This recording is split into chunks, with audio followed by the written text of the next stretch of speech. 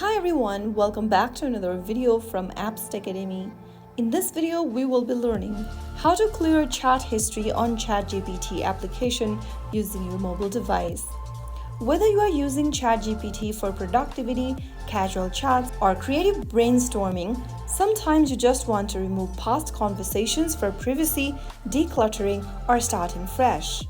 First of all, open up the ChatGPT application on your phone and make sure that you're logged into it. From the top left corner, click on the two horizontal lines and this will open up this expanded menu. Now, go ahead and tap on your name at the bottom and this will open up the settings interface. From the settings menu, click on Data Controls. Under Data Controls, click on Delete All Chats. Click on Confirm.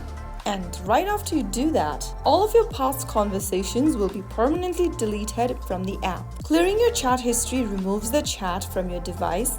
Now, if you go back to the two horizontal lines, you will not see the conversation on the side menu. And that's it.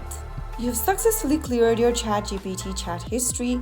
If you found the video helpful, don't forget to like, share, and subscribe to the channel. I will be back again in the next episode. Thank you for watching.